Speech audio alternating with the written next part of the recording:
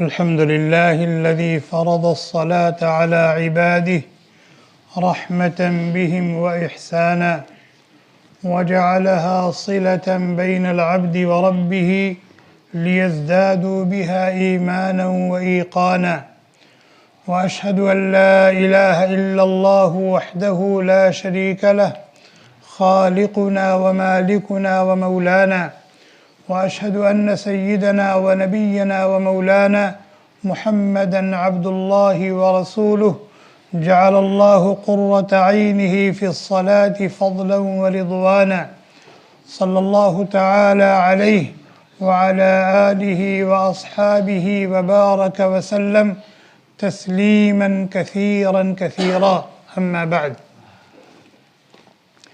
أعوذ بالله من الشيطان الرجيم بسم الله الرحمن الرحيم يا بني آدم خذوا زينتكم عند كل مسجد عن سلمان الفارسي رضي الله عنه قال قال رسول الله صلى الله عليه وسلم لا يغتسل رجل يوم الجمعة ويتطهر ما استطاع من طهر ويدهن من دهن أو يمس من طيب بيته ثم يخرج فلا يفرق بين اثنين ثم يصلي ما كتب له ثم ينصت إذا تكلم الإمام إلا غفر له ما بينه وبين الجمعة الأخرى رواه البخاري.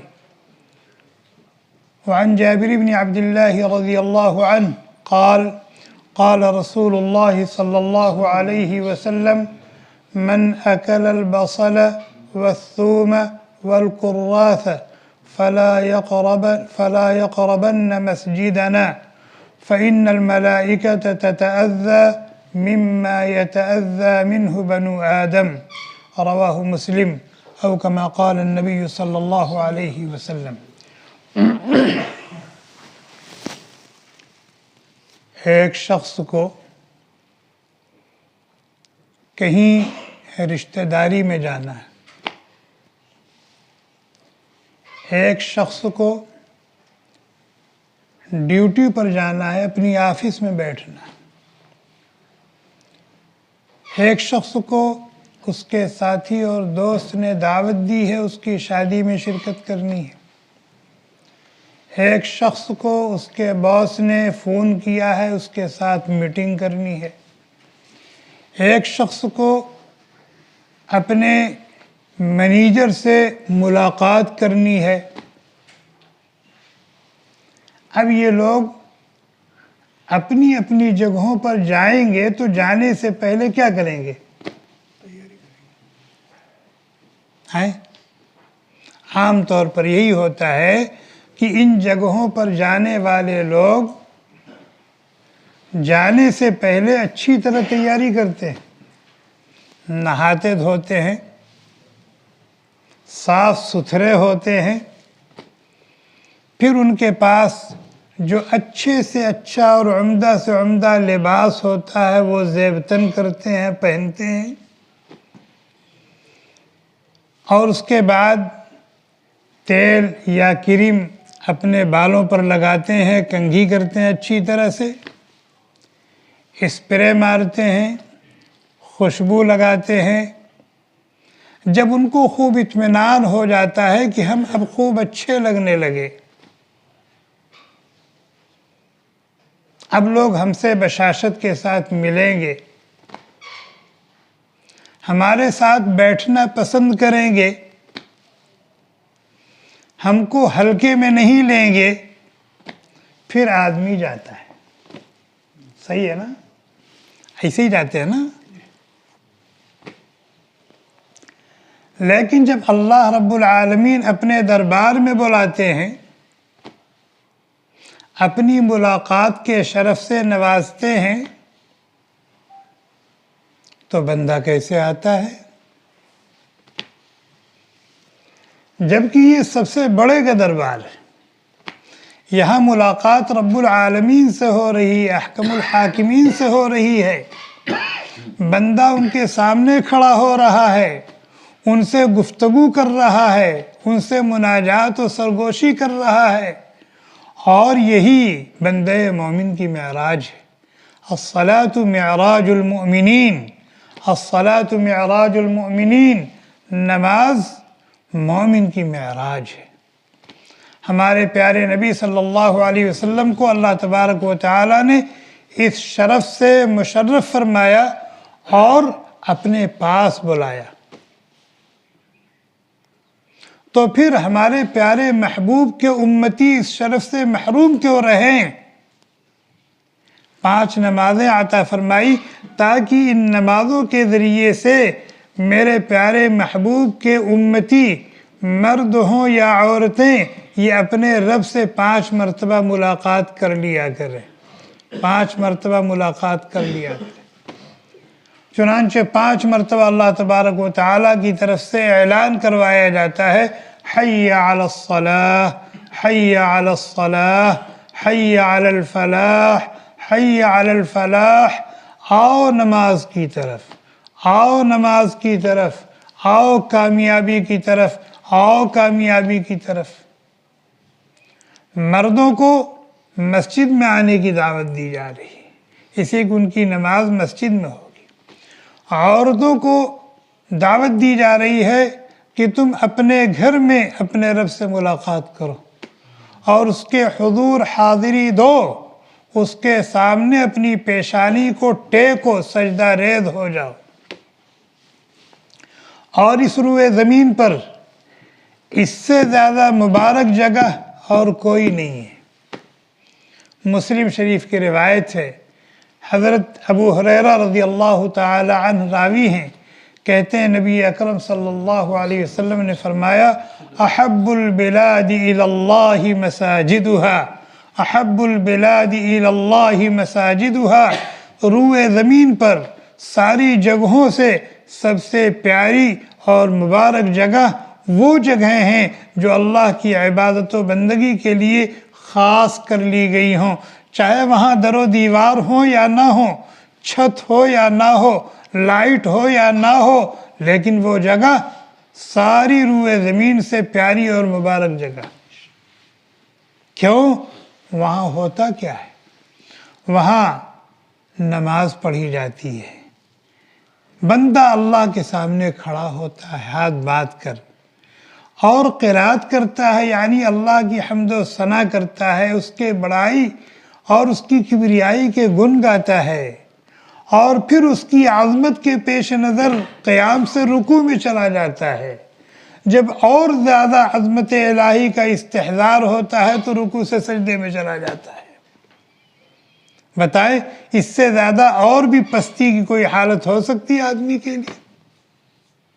مسجدوں میں کیا ہوتا ہے؟ قرآن کریم کی تلاوت ہوتی ہے، اللہ کا ذکر ہوتا ہے، دین کی تعلیم ہوتی ہے، یہاں فرشتے آتے ہیں، اللہ کے نیک اور برگزیدہ بندے یہاں حاضری دیتے ہیں۔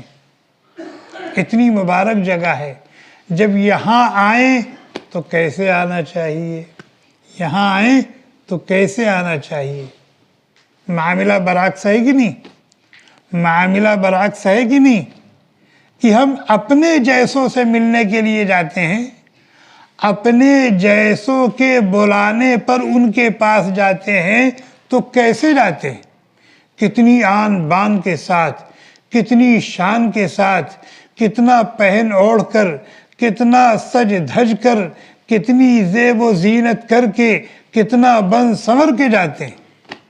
اور جب احکم الحاکمین رب العالمین ہمیں اپنے در پر بلاتے ہیں اور در پر حاضری کی توفیق سے نوازتے ہیں تو پھر ہم کیسے آتے ہیں؟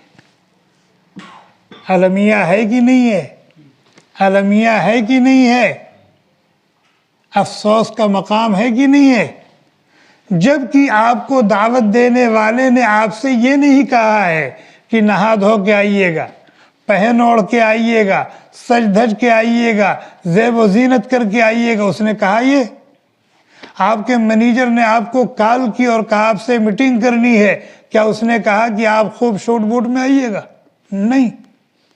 پھر بھی آپ، اور یہاں اللہ تعالیٰ خود کہہ رہے ہیں، یا بنی آدم خذوا زینتکم عند کل مسجد، اے بنی آدم جب میرے حضور حاضری دینے کے لیے آؤ، میرے دربار میں آؤ تو صاف ستھرے ہو کر آؤ، پہن اوڑھ کر کے آؤ۔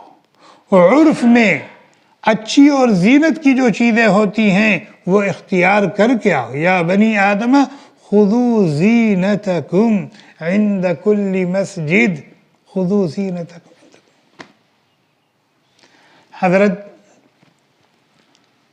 نافع رضی اللہ تعالی عنہ جو غلام ہیں حضرت عبداللہ ابن عمر رضی اللہ تعالی عنہ کے، ایک مرتبہ ننگے سر نماز پڑھ رہے تھے، ایک مرتبہ ننگے سر نماز پڑھ رہے تھے تو حضرت عبداللہ ابن عمر رضی اللہ تعالی عنہما نے پوچھا، نافع اگر میں تم کو اس وقت فلاں کے پاس بھیجوں تو تم اس حالت میں جاؤ گے؟ کہا نہیں، کہا نہیں۔ کہا تو فرمایا زیب و زینت کا وہ زیادہ حقدار ہے یا وہ زیادہ حقدار ہے جس کے دربار میں تم ہو اس وقت؟ آج ہمارا معاملہ بالکل برعکس ہو گیا، ہم لوگوں سے حیا کرتے ہیں، حیا نہیں کرتے تو اپنے اللہ سے نہیں کرتے۔ ہم لوگوں کی توقیر اور تعظیم کرتے ہیں اور نہیں کرتے تو اللہ کے دربار کی توقیر و تعظیم نہیں کرتے۔ جیسے چاہا جس حالت میں آگے کھڑے ہو گئے، یہ بڑے افسوس کا مقام، جبکہ اللہ تعالیٰ کہہ رہے یا بنی آدم خذوا زینتکم عند کل مسجد، اے بنی آدم جب تم کو میرے دربار میں آنا ہو، میرے حضور حاضری دینی ہو تو اپنی زینت کی چیزوں کو اختیار کر لو۔ ہمارے عرف میں زینت کی چیز کیا کسے کہا جاتا ہے؟ ایک عام آدمی قطری ہے، یوں ہی گھوم رہا ہے، لیکن اگر اس کو موقع مل جائے شیخ تمیم سے ملاقات کرنے کا تو کیسے جائے گا؟ جس نے سر پہ کبھی ٹوپی نہیں رکھی ہوگی، سر پہ کبھی قطرہ نہیں لگایا ہوگا، لیکن اس بڑے سے ملاقات کے لیے اس کا اہتمام کرے گا نہیں کرے گا؟ بتاؤ ہمارا خالق و مالک کتنا بڑا ہے، ہمارا خالق و مالک کتنا بڑا ہے۔ بخاری شریف کی روایت ہے، حضرت سلمان فارسی رضی اللہ تعالی عنہ راوی ہیں، کہتے ہیں نبی اکرم صلی اللہ علیہ وسلم نے فرمایا کہ جمعہ کے دن جب کوئی غسل کرتا ہے اور خوب اچھی طرح سے صفائی ستھرائی کا اہتمام کرتا ہے، اچھی طرح سے صفائی ستھرائی کا اہتمام کرنے کا کیا مطلب؟ ناخن بڑے ہیں تو ناخن تراشتا ہے، مونچھیں بے ڈھب ہو گئی ہیں تو ان کو ٹھیک ٹھاک کرتا ہے، جسم کے جو زائد بال ہیں ان کو صاف کرتا ہے، پیروں کے ناخن ٹھیک ٹھاک کرتا ہے، اور اگر جسم پر میل کچیل ہے تو ان کو رگڑ کر صاف کرتا ہے، یعنی اچھی طرح نہاتا ہے، صاف ستھرا ہوتا ہے۔ ثم يدهن من دهن، پھر تیل استعمال کرتا ہے، سر پر بال ہے تو تیل لگاتا ہے، داڑھی پر تیل لگاتا ہے، کنگھی کرتا ہے۔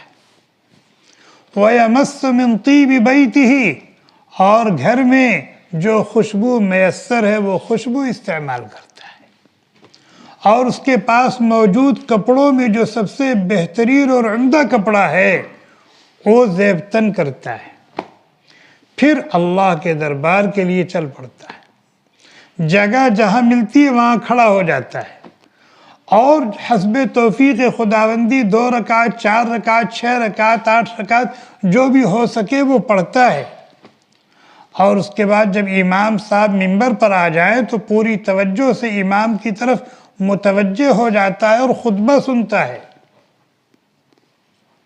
اللہ کے نبی علیہ السلام نے فرمایا اس بندے خدا کے اس اہتمام کی برکت سے اس کے سارے گناہ معاف کر دیے جاتے ہیں، اس جمعہ سے اگلے جمعہ تک اس سے جتنی بھی کوتاہیاں، لغزشیں، خطائیں، قصور صادر ہوئے ہیں، اللہ تعالیٰ اس عمل کی برکت سے معاف کر دیتے ہیں۔ صرف جمعہ کی نماز پڑھنے کی برکت سے نہیں، بلکہ جمعہ کی نماز سے پہلے اس نے جو اہتمام کیا ہے اللہ کے دربار میں آنے کا، یہ ہے مسجد میں آنے کے آداب، یہ ہے مسجد میں آنے کا سلیقہ، اور یہ ہے مسجد میں آنے کا طریقہ۔ اور صرف جمعہ کے دن خاص نہیں ہے، جمعہ کے دن کا تذکرہ اس لیے کیا گیا ہے کہ جمعہ کے دن مجمع زیادہ ہوتا ہے، جمعہ کے دن مجمع زیادہ ہوتا ہے، کئی مسجدوں کے نمازی ایک مسجد میں آتے ہیں، یہی ہوتا ہے نا، کئی مسجدوں کے نمازی ایک مسجد میں آتے ہیں، مجمع زیادہ ہوتا ہے، اور جب مجمع زیادہ ہوتا ہے تو خوشبو کا اور زیب و زینت کا، بناؤ سنگار کا زیادہ اہتمام کیا جاتا ہے۔ ایک اور حدیث ہے مسلم شریف کی روایت، حضرت جابر بن عبداللہ رضی اللہ تعالیٰ عنہ کہتے ہیں، من اکل الثوم والبصل والکراث، جس شخص نے کچی پیاز کھائی ہو، جس شخص نے کچا لہسن کھایا ہو، فرمایا لا یقربن مصلانا، وہ ہماری مسجد میں نہ آئے، وہ ہماری مسجد میں نہ آئے۔ کون وارننگ دے رہا ہے؟ اللہ کے نبی علیہ السلام کہہ رہے ہیں مسجد میں آنا دور کی بات ہے، ہماری مسجد کے قریب بھی نہ آئے، لا یقربن مصلانا۔ کون نہ آئے؟ جس نے کچی پیاز کھائی، کچی پیاز کھاتے ہیں تو منہ سے مہک آتی ہے نا، کچا لہسن کھاتے ہیں یا چھیلتے ہی ہیں تو ہاتھ سے اور منہ سے مہک آتی ہے نا، فرمایا اس بو کے ساتھ اللہ کے گھر میں نہ ہو۔ کیوں نہ آئے؟ فَإِنَّ الْمَلَائِكَةَ تَتَأَذَّى مِمَّا يَتَأَذَّى مِنْهُ بَنُو آدم، اس لیے کہ فرشتوں کے رہنے کی جگہ ہے، یہاں فرشتوں کی حاضری ہوتی ہے، یہاں کیا ہوتی ہے؟ فرشتوں کی حاضری ہوتی ہے، اور فرشتوں کو ان چیزوں سے اذیت ہوتی ہے، تکلیف ہوتی ہے جن سے انسان کو تکلیف ہوتی ہے، اذیت ہوتی ہے۔ ایک آدمی سگریٹ نہیں پیتا، کوئی سگریٹ پینے والا اس کی بغل میں آ کے بیٹھ جائے، میرے تو سر میں درد شروع ہو جاتا، فوراً درد شروع ہو جاتا۔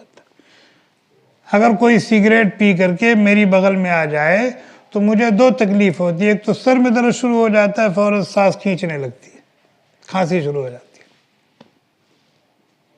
تو پیاز تو کھائی جانے والی چیز ہے نا، لہسن کھائی جانے والی چیز ہے، جب ان کھائی جانے والی چیزوں کو کھا کر آنے سے منع کیا جا رہا ہے اس لیے کہ اس میں بو ہے، تو اگر کوئی آدمی سگریٹ پی کر کے آ رہا ہے، سمجھ میں آ رہا ہے، تمباکو کھا کر کے آ رہا ہے، پان کھا کر کے آ رہا ہے، نسوار منہ میں لیے ہوئے تھا اب باہر نکال کے پھینک دیا اور وضو کر کے آ رہا ہے، یا اس طرح کی اور جو دوسری چیزیں ہیں، بتائیں نبی علیہ السلام کا ان کے تعلق سے کیا ارشاد ہوگا، کیا حکم ہوگا؟ کیا کہنا چاہتے ہیں؟ کہنا چاہتے ہیں کہ اگر یہ چیزیں استعمال کی ہیں تو پہلے ان کی بو کو زائل کرو، ان کی بو کو دور کرو، اس کا جو بھی طریقہ ہو، مسواک کر کے، منجن کر کے، اور اگر کپڑوں میں اس کی مہک ہے تو کپڑوں کو بدل کر کے، بدن میں اس کی مہک ہے تو نہا کر کے، وضو کر کے، خوشبو اور عطر لگا کر کے پھر آؤ۔ یہ مطلب نہیں کہ نماز چھوڑ دو، کہ اللہ نے منع کیا ہمیں مسجد آنے سے، نہیں، ان چیزوں کو دور کر کے۔ کیوں؟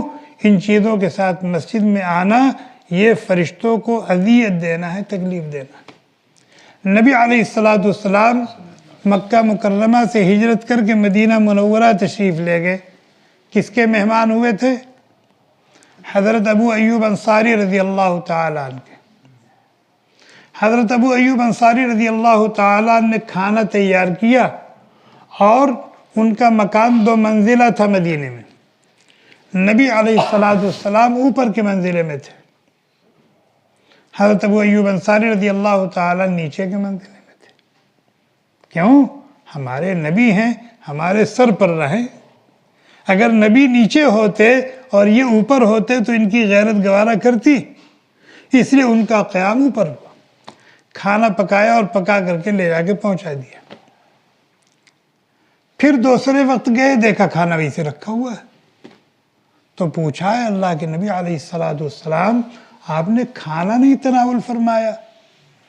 آپ کے ساتھ آپ کے رفیق سفر حضرت ابوبکر صدیق رضی اللہ تعالیٰ عنہ تھے، تو آپ نے فرمایا کہ اس میں لہسن اور پیاز ڈالا ہوا ہے، اور میں لہسن اور پیاز نہیں استعمال کرتا اس لیے کہ اس میں بو ہوتی ہے۔ اور آپ کے ہاں جبریل امین کی آمد و رفت لگی رہتی تھی، تو جبریل کو تکلیف ہوتی کہ نہیں ہوتی؟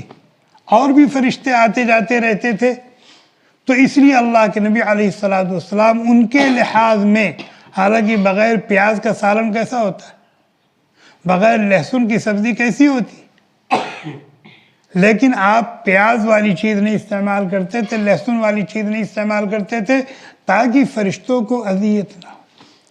نبی علیہ السلام کا یہ عمل دیکھ کر کے حضرت ابو ایوب انصاری نے گھر ہی سے پیاز اور لہسن کو رخصت کر دیا ہمیشہ کے لیے، وہ خود بھی بغیر پیاز اور لہسن کا کھانا استعمال کرنے لگے۔ بات کہاں سے چلی تھی؟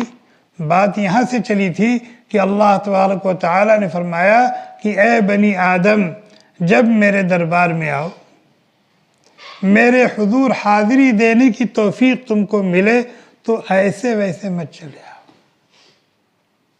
غسل کی ضرورت ہو، مثلا آدمی کام دھام پر تھا، پسینہ ہوا ہے، بدبو آ رہی ہے، مت آؤ، نہا لو اچھی طرح سے۔ اسے کہ تم آؤ گے تو تمہارا اپنا جو ہوگا وہ تو ہوگا، لیکن تمہارے دائیں بائیں جو کھڑا ہوگا اس کی نماز غلط ہو جائے گی، نہا لو۔ ہاں اگر نہانے کی ضرورت نہیں ہے، اچھی طرح سنت کے مطابق وضو کر لو، بال بکھرے ہوئے ہیں کنگھی کر لو، خوشبو ہے رکھو خوشبو، سہولت اللہ نے دی ہے۔ نبی علیہ السلام اتنی خوشبو استعمال کرتے تھے کہ جدھر سے گزرتے تھے پتہ چل جاتا تھا کہ ادھر سے اللہ کے نبی گزرے، دیکھنے والوں نے دیکھا نہیں آپ کو گزرتے ہوئے، لیکن اس خوشبو سے پتہ لگا لیا جاتا تھا کہ یہاں سے اللہ کے نبی، حالانکہ آپ کا پسینہ جو تھا وہ عطر سے زیادہ خوشبودار تھا، پھر بھی آپ اتنا زیادہ خوشبو استعمال کرتے تھے، اہتمام کرتے تھے۔ اس لیے ہمیں اس کا خیال کرنا چاہیے۔ اس میں بہت زیادہ کوتاہی ہو رہی ہے۔ جو کپڑا پہن کر کے سو رہے ہیں، لوور پہنے ہوئے اور ٹی شرٹ پہنے ہوئے ہیں، پتہ نہیں کب کا دھلا ہوا، وہ ایک ہفتے سے وہی روزانہ پہن کے سوتے ہیں، پھر اپنا اتار کے کپڑے وپڑے بدل کے ڈیوٹی پہ چلے جاتے ہیں، وہی پہن کے مسجد میں چلے جاتے ہیں، اس میں سے بدبو بھی آتی رہتی ہے، اور وہ قابل بھروسہ بھی نہیں ہوتا۔ یہاں سب جوان ہیں اس لیے میں مسئلہ بتا رہا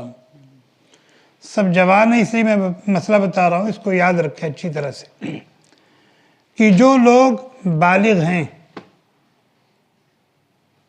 اس عمر سے اوپر ہیں، شادی شدہ ہو یا غیر شادی شدہ ہو، جو کپڑا پہن کر سوتے ہیں اور وہ کپڑا نیچے کے حصے سے بدن سے لگا رہتا ہے، جیسے انڈرویئر پہنتے ہیں یا لوور پہنے ہوئے یا لنگی پہنے ہوئے،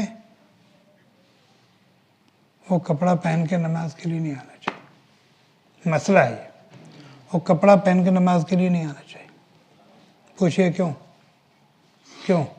آدمی نیند میں ہے نا،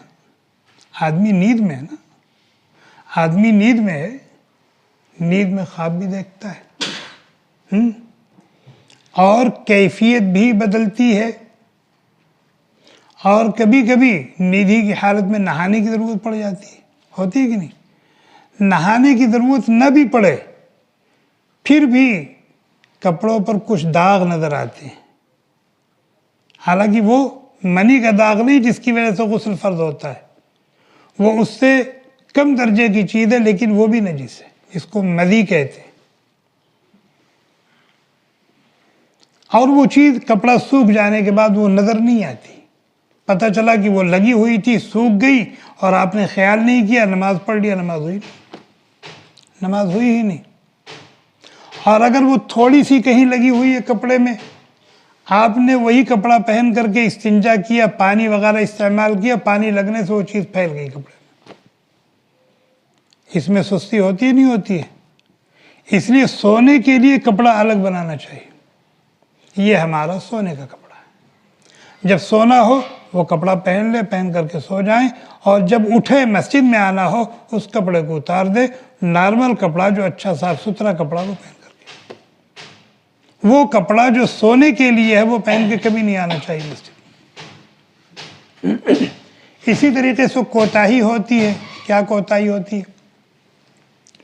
آج کل نکمے قسم کے کپڑے چلے، نکمے قسم کے، یہ جینس کا جو پینٹ آتا ہے نیچے کتنا بڑا ہوتا ہے کہ اس کو فولڈ کرتے جاتے ہیں، 3-4 مرتبہ فولڈ کریں گے تب وہ پیر تک آئے گا، نیچے اتنا لمبا ہوتا ہے اور اوپر اتنا تنگ ہوتا ہے، اتنا تنگ ہوتا ہے کہ آپ اس کو پہن کر کے رکوع میں جائیں گے نا،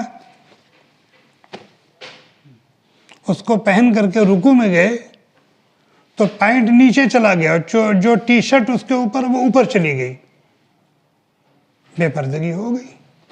نماز کے صحیح ہونے کے لیے جس حصے کا چھپانا فرض تھا وہ حصہ کھل گیا، اگر چھپانے کے جو اعضاء ہیں نماز کے لیے ضروری ہے، یہ ناف سے لے کر کے گھٹنے سے نیچے تک، اگر اس درمیان کا اتنا حصہ بھی 2 مرتبہ یا 3 مرتبہ سبحان ربی العظیم یا سبحان ربی العالی کہنے کے بقدر کھلا رہا تو نماز فاسد ہو گئی، ہوتا نہیں ہوتا ہے؟ یہ تو اس کی نماز کا ہوا جس نے اس طرح کا نکما لباس پہن رکھا ہے، پہن کر نماز پڑھ رہا ہے، جو اس کے پیچھے اس کی نماز کا کیا ہوگا؟ جو اس کے پیچھے اس کی نماز کا کیا ہوگا؟ اس کی نظروں کا کیا ہوگا؟ اس کے دل کا کیا ہوگا؟ یہ خود بھی گناہگار ہو رہا ہے اور اپنی نماز کو غارت کر رہا ہے اور دوسروں کو بھی گناہگار کر رہا ہے اور ان کی نمازوں کا بھی جنازہ نکال رہا ہے۔ اس لیے بہت زیادہ خیال کرنا چاہیے، بہت زیادہ خیال کرنا چاہیے، بہت زیادہ خیال کرنا چاہیے۔ اسی طریقے سے بہت سارے لوگ ہیں بغیر ٹوپی کے چلے آئے۔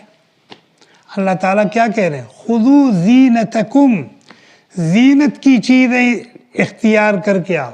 عرف میں سر ڈھانکنا یہ زینت نہیں، سمجھ میں آئے؟ عرف میں سر ڈھانکنا یہ زینت کی چیز آداب میں سے، جیسا کہ میں نے ابھی ذکر کیا تھا کہ ایک آدمی کبھی ٹوپی نہیں رکھتا، کبھی غترہ نہیں رکھتا، لیکن اگر کسی بڑے سے ملنے کا موقع آ جائے تو ٹوپی بھی لگائے گا، غترہ بھی لگائے گا۔ کیوں؟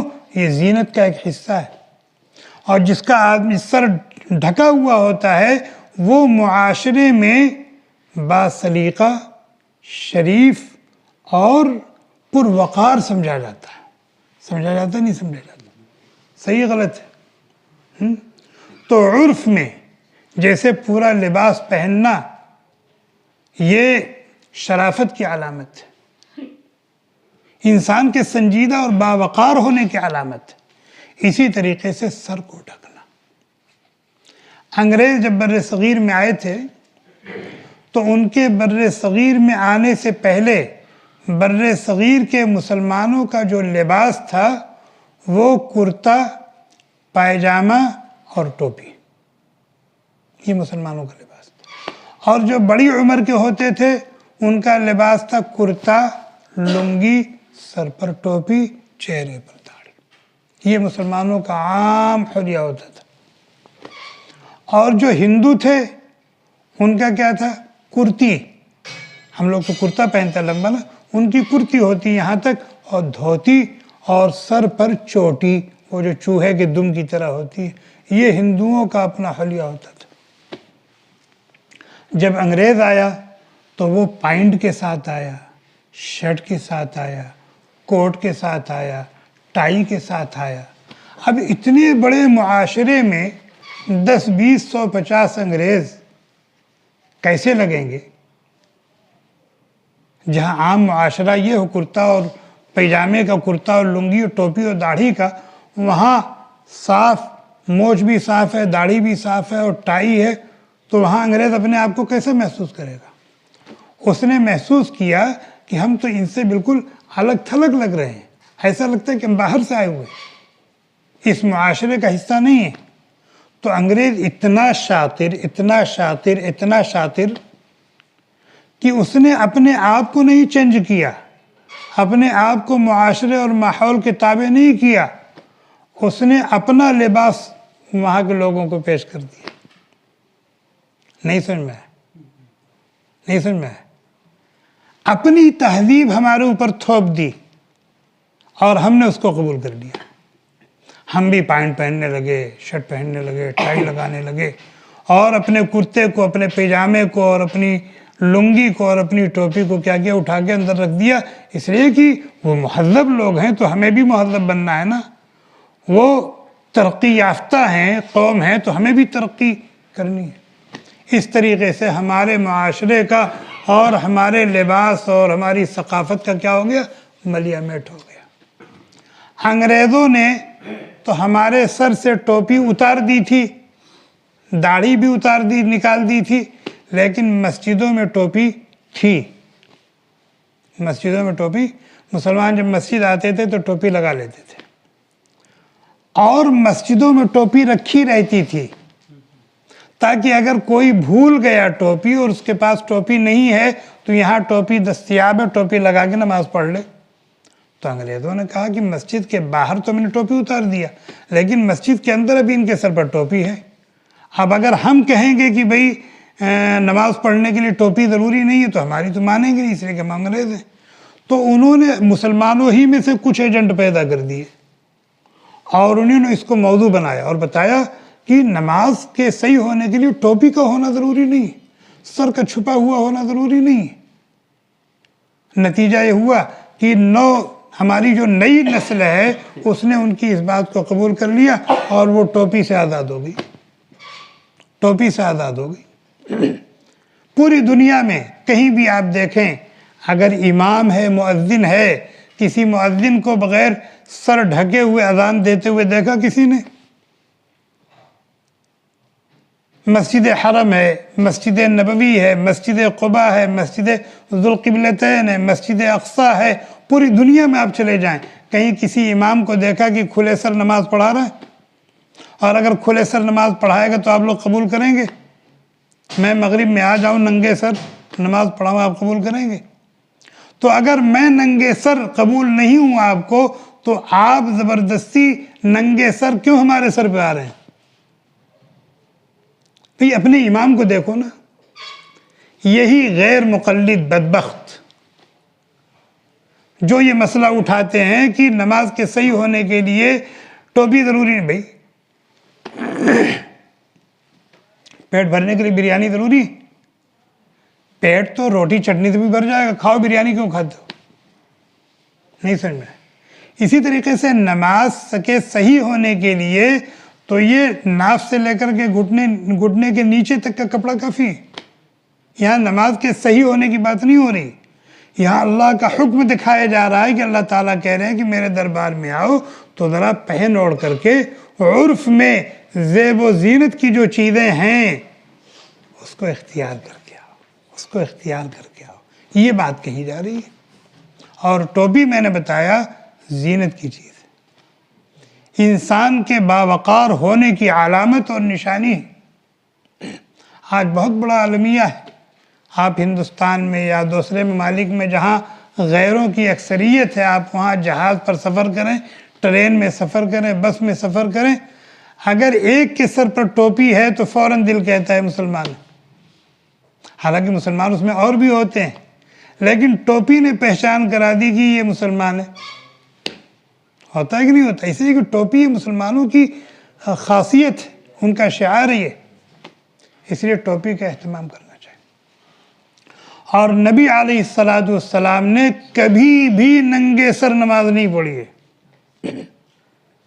میں نے باقاعدہ اس کو تلاش کیا حدیث میں، تو میں اس نتیجے پر پہنچا کہ نبی علیہ السلام نے ننگے سر کبھی نماز نہیں پڑھی.